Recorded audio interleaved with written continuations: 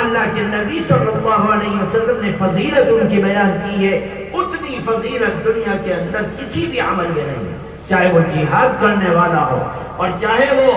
تبلیغ کرنے والا ہو، چاہے وہ تذکیر کرنے والا ہو، چاہے وہ خانقاہ چلانے والا ہو، چاہے وہ صدقہ اور خیرات کرنے والا ہو، چاہے وہ اللہ کے کعبے کی چابی اپنے پاس رکھتا ہو، لیکن اللہ کے قرآن سے جن لوگوں کی زندگی جڑ جاتی ہے ان کو کوئی دنیا کی طاقت بگاڑ نہیں پاتی، بشرطے کہ ہماری زندگی اللہ کے قرآن سے جڑ جائے۔ اللہ کے نبی صلی اللہ علیہ وسلم نے بڑے بڑے صحابہ جو اللہ کے نبی صلی اللہ علیہ وسلم کے شانہ بشانہ جہاد کرتے تھے، سرایہ میں جاتے تھے، غزوات میں جاتے تھے، اور ایمان لانے میں وہ سابقون الاولون سبقت کرنے والے تھے، اس کمزوری کے عالم میں مکے کے اندر جب ایمان والوں کو دیکھ کر اذیت پہنچائی جاتی تھی، تکلیفیں دی جاتی تھی، ٹارچر کیا جاتا تھا، قید کیا جاتا تھا، زنجیریں ڈالی جاتی تھی، ریت پر بٹھایا جاتا تھا اور سل کا پتھر رکھا جاتا تھا، اس زمانے میں جو لوگ ایمان کا کلمہ پڑھ کے ایمان میں داخل ہوئے، ان لوگوں کے ہوتے ہوئے اللہ کا نبی بس فرما رہے ہیں، فرمایا خیرکم من تعلم القرآن وعلمہ، تم میں سب سے بہترین وہ شخص ہے جو قرآن کو سیکھے اور سکھائے۔ کیوں؟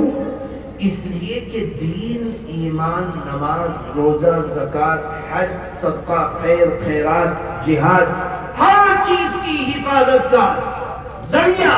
صرف اور صرف ایک چیز ہے، اور وہ چیز قرآن۔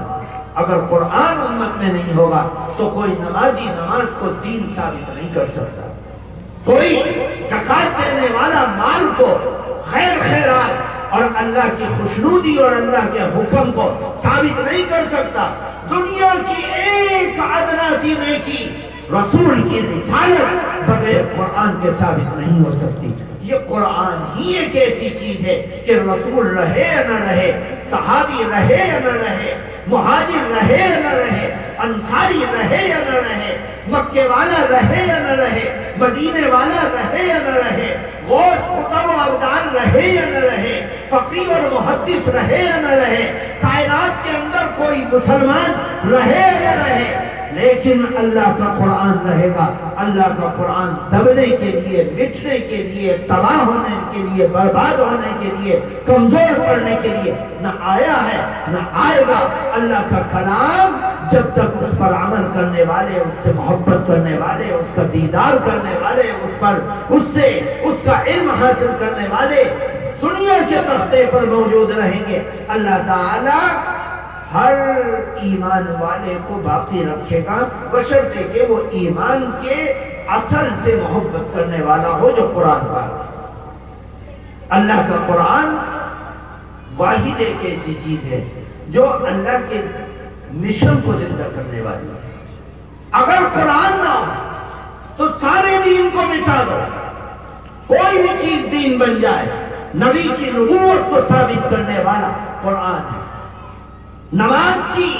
عبادت کو ثابت کرنے والا قرآن ہے، روزے کی فرضیت کو ثابت کرنے والا قرآن ہے، حج کی فرضیت کو ثابت کرنے والا قرآن ہے۔ اگر قرآن نہ ہو تو ہمارا سارا دین لچر اور کمزور ہو جائے گا، کیونکہ قرآن نہیں ہے۔ اب دین اسلام کو باقی رکھنا تھا، اس لیے